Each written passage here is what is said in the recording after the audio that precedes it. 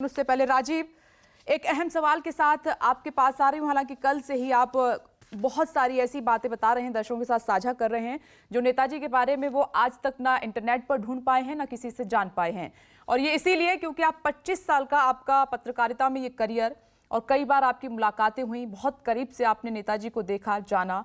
मैं ये जानना चाहती हूँ तो जो दर्शक अभी अभी हमारे साथ जुड़े हैं और पहले से जो जुड़े हुए हैं, उनकी अंतिम इच्छा, उनके सपने, उनकी बातें राज्य के लिए, देश के लिए क्या रही हैं? क्या चाहते थे नेताजी आगे? हालांकि बहुत कुछ उन्होंने अचीव कर लिया था अपनी लाइफ में।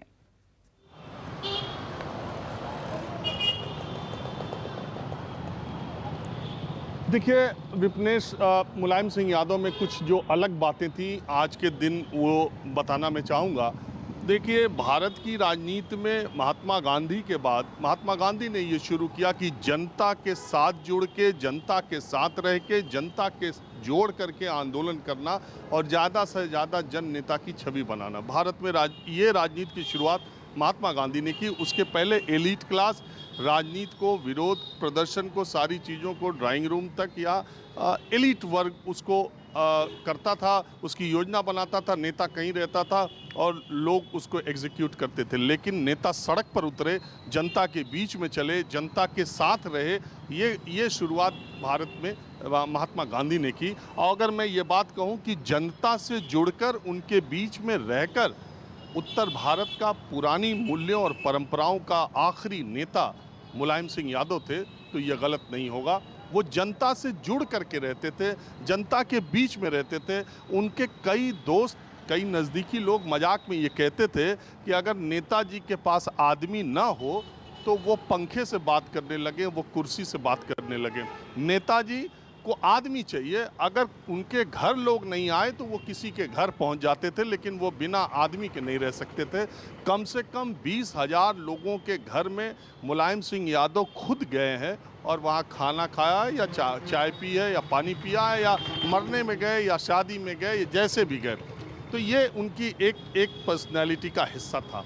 दूसरी बात ये है कि आप राजनीति में देखिए, दो तरह की पार्टियां हैं, विचारधारा की हैं, काडर की हैं। जो काडर की पार्टियां होती हैं, जैसे बीजेपी है, जैसे कम्युनिस्ट पार्टी है, ये काडर बेस्ड पार्टियां होती हैं। तो इसके संगठन को जो लोग जोड़ के चलते हैं, वो इसमें शीर्ष पर पहुंचते हैं, उस संगठन का काम करते हैं। उसमें जनता के साथ बहुत जुड़ाव ऊपर के आदमी का हो, ऐसा नहीं होता है, क्योंकि वो संगठन वाली पार्टियां हैं। मुलायम सिंह यादव ने एक अलग तरह की पार्टी की। एक समाजवाद का वो नाम लेते थे, लेकिन समाजवाद के कितने सिद्धांतों को उन्होंने पढ़ा था या कितना अमल करते थे, वो अलग बात है। ना उनके पास संगठन था। वो सिर्फ व्यक्तिगत संबंधों, अपनी पर्सनैलिटी और व्यक्तिगत संबंधों के आधार पर उन्होंने राजनीति की और वो इस मुकाम तक पहुँचे। दूसरी बात यह है कि मुलायम सिंह यादव में दूसरे की पर्सनैलिटी से चीज़ें लेने में महारत हासिल थी।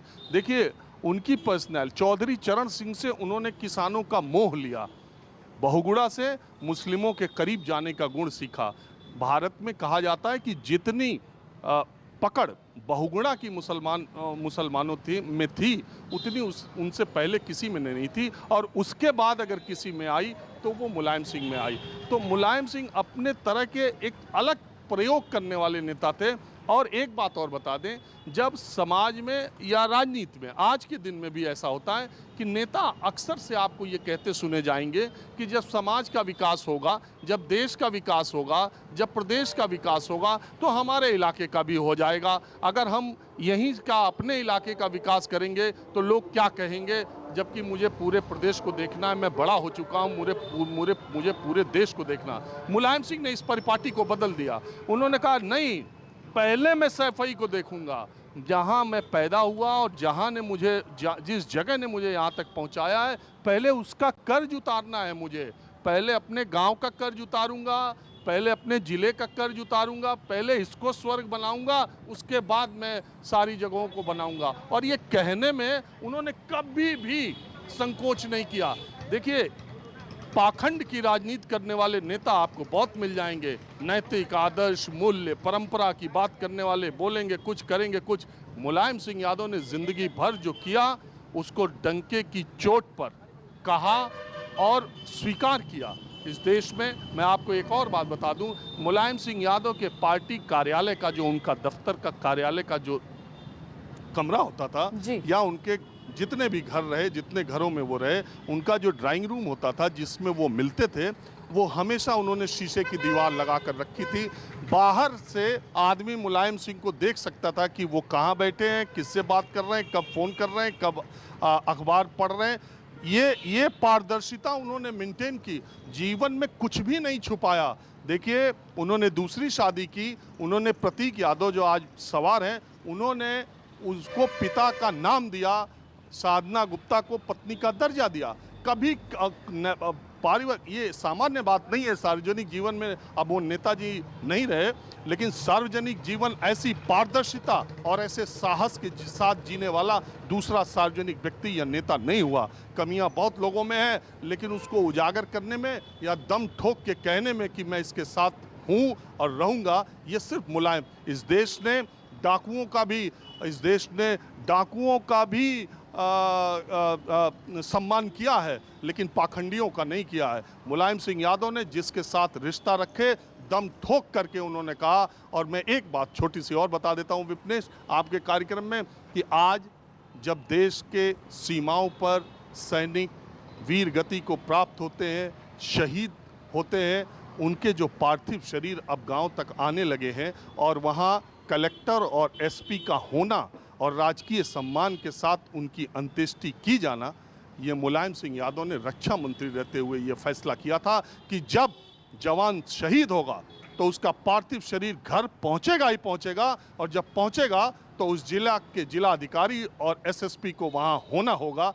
ये नियम, ये कानून भी मुलायम सिंह ही लेकर के आए थे। देश के लोगों को ये भी पता होना चाहिए। दूसरी बात, मुलायम सिंह यादव ने मुख्यमंत्री बनने के बाद मीसा में बंद राजनीतिक कैदियों को, इमरजेंसी के बाद कांग्रेस पार्टी ने अपने राजनीतिक विरोधियों को जो जेल में ठूसा था, और उन मीसा बंदियों को पेंशन देने का काम इस पूरे देश में अगर पहले मुख्यमंत्री किसी ने ये काम किया, राजनीतिक बंदियों को जो मीसा में बंद थे उनको 500 रुपये महीने पेंशन देने का काम मुलायम सिंह यादव ने सबसे पहले शुरू किया। और मैं दावे के साथ कहता हूं, मैं उत्तर प्रदेश का रहने वाला हूं, कि जितना उनकी पार्टी के या उनके विचारधारा के लोगों को आज पेंशन नहीं मिलती है, उससे ज़्यादा आरएसएस संघ और भारतीय जनता पार्टी के कार्यकर्ताओं को वो पेंशन मिलती है। और मैं जानता हूँ कि उस इमरजेंसी के विरोध के नेता, बहुत नेता फर्श से अर्श पर चले गए, और उस वक्त जो अर्श पे थे आज फर्श पे चले गए।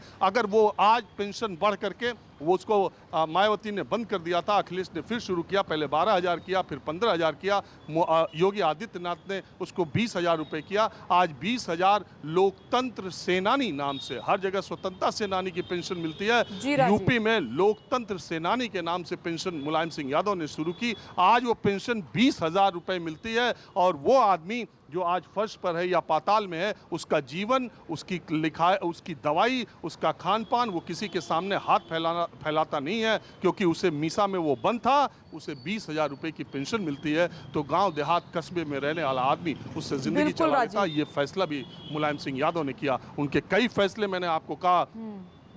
बिल्कुल राजीव, आप सही कह रहे हैं, और इसीलिए मैंने कहा कि ये बातें, ये फैसले कहीं नहीं मिलेंगे गूगल इंटरनेट पर, क्योंकि आपका जुड़ाव था, आप करीब से जानते थे। इसीलिए नेताजी कैसे थे, राजीव रंजन की जुबानी आप उनको जान रहे हैं, पहचान रहे हैं। नमस्कार, मैं हूं मानक गुप्ता। अगर आपको हमारा ये वीडियो पसंद आया हो तो इसे लाइक और शेयर जरूर करें, और हां, हमें सब्सक्राइब और फॉलो करना ना भूलें, ताकि आप देश और दुनिया की कोई खबर मिस ना करें। तो जुड़े रहिए हमारे साथ और देखते रहिए News 24।